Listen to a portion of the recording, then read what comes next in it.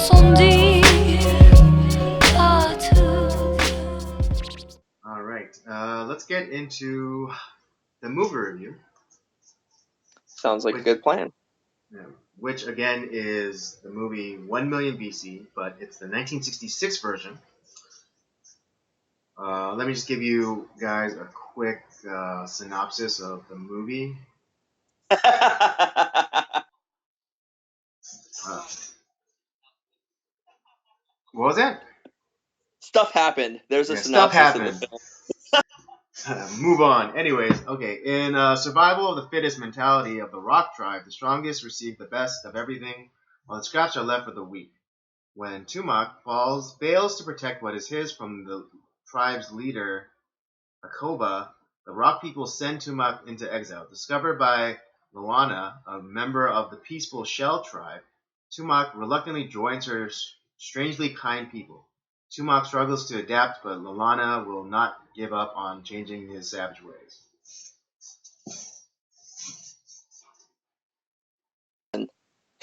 What was that?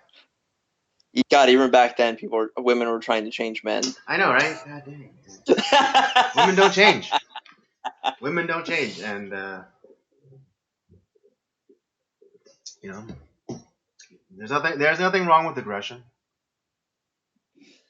No, the reason I laugh when I talk about the synopsis of the film, because I was joking with Andy earlier talking about it felt like there were some great things about the movie that I liked, except the fact that there was no movie. It felt like Right. it was a Well, great yeah, and cinematography project. I'm sorry, what you were saying? I was saying, it's a great cinematography project because we have been doing stop motion films, and the same guy who worked on Jason and the Argonauts 3 years earlier worked on this film and did used some of the same features that we saw from that movie, and has perfected it over the years, and it's definitely perfected in 1 million BC, and it looks great. And there was times where I couldn't quite tell when it was. There was times where the stop motion looked just as good as some of the real life images of Right. certain things. Right. And I think it's safe to say that this month we're not necessarily focusing on story or narrative. This is definitely more about the technical aspects, particularly of those of Ray Harryhausen.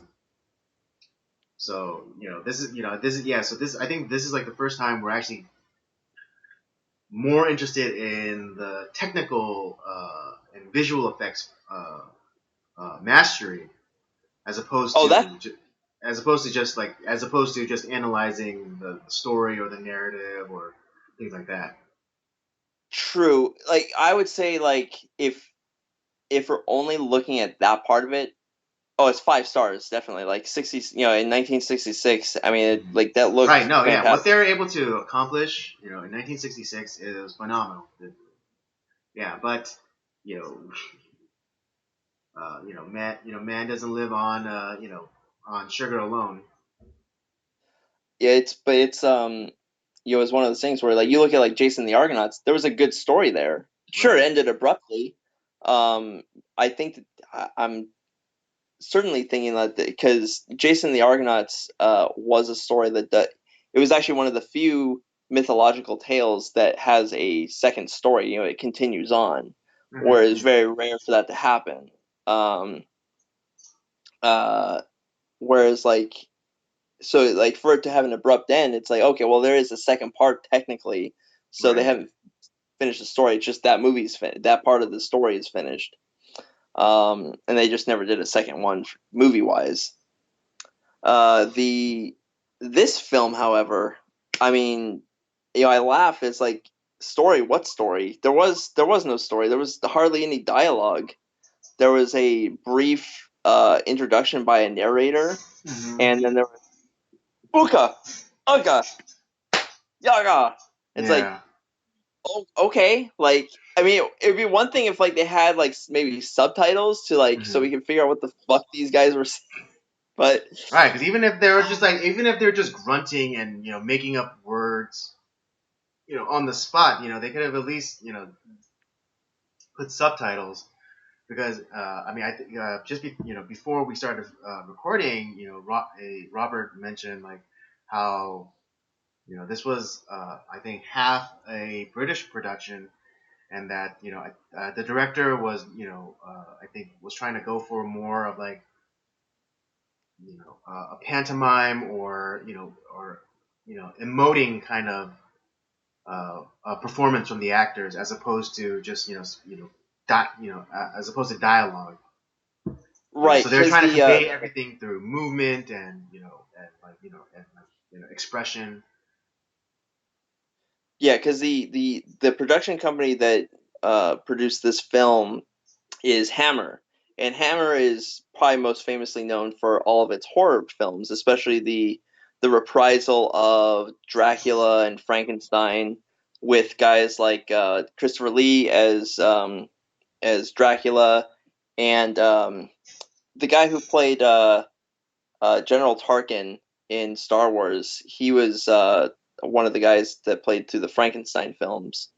Oh, and he was Through and in the Dracula when he was Van Helsing. That's right. Yeah, he was. Cause yeah, so he was in both of those as well.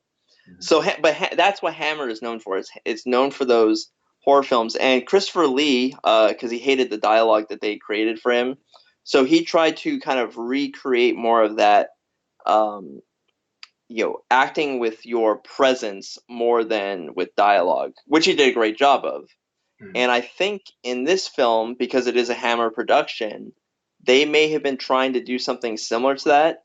Yet, unlike with Christopher Lee and all these other guys, this flopped. This like Right, there because was I almost think seems like because of the acting, because the acting proficiency or talents of the actors that they had, it was nowhere near the caliber of Christopher Lee. right, and it's like and I think maybe because like these guys didn't grow up in the silent era either. I mean, they weren't actors in the silent era like guys like Boris Karloff and Lon Chaney Mm-hmm. and all Bela Lugosi. Where they they had to emote better. They had to be more dramatic, and that transferred over really well to the sound films. Mm-hmm. Yet here, these guys, not no disrespect to the actors, but they did not do a good job at pulling that off. If that was the case, if that was what they were going for, they failed miserably.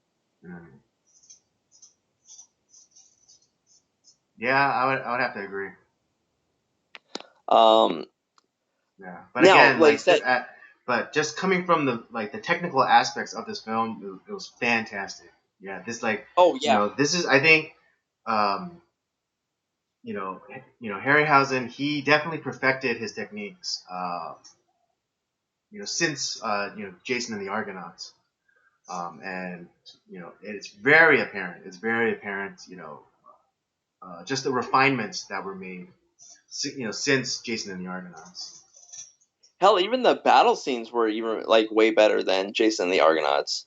Right. Yeah. Like when they're when they're fighting like the dinosaurs, or when they're or just like kind of when they're supposed to be reacting, like when the two dinosaurs were fighting, and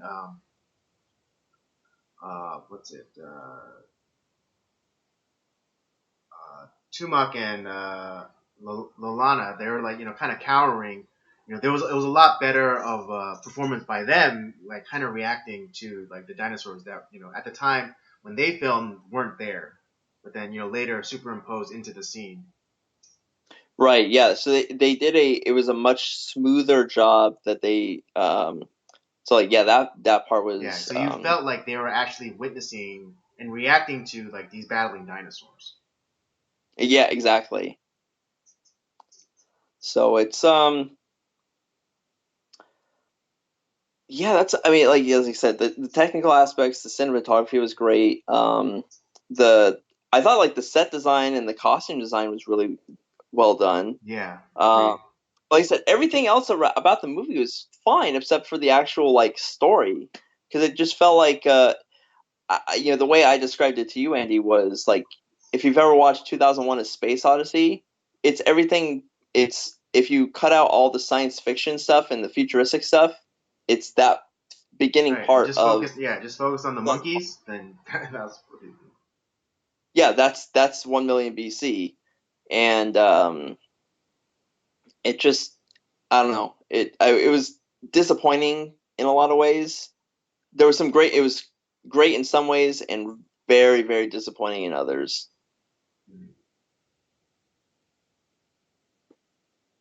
Absolutely. But hey, every once in a while you're gonna when you're kind of rooting around looking at stuff, sometimes you pick up a piece of shit.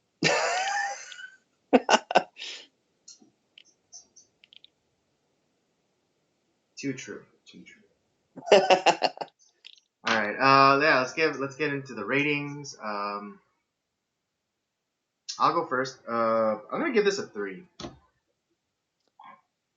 That is very generous of you. I know.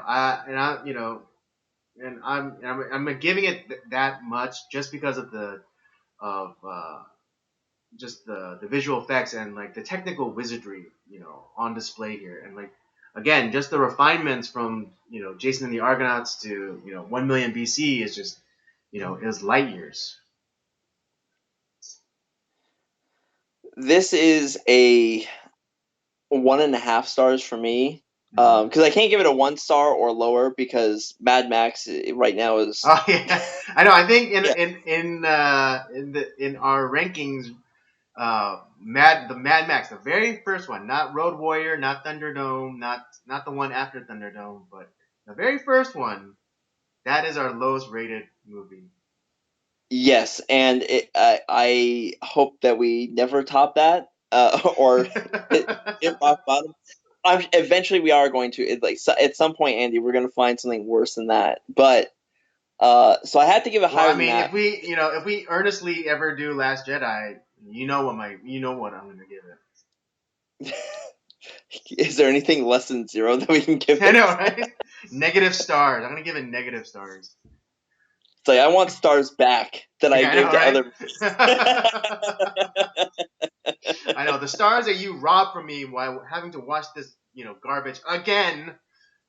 It's a black hole that sucks in all the other stars that we've Exactly. given out. Yeah. That's what Last Jedi is. It's a black hole. Like it's stuck so bad that not even light can escape its pull.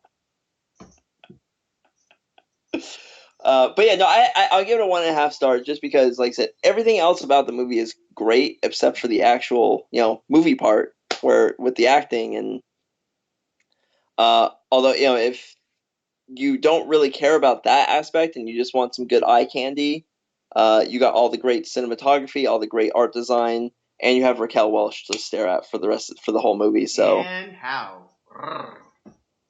yeah.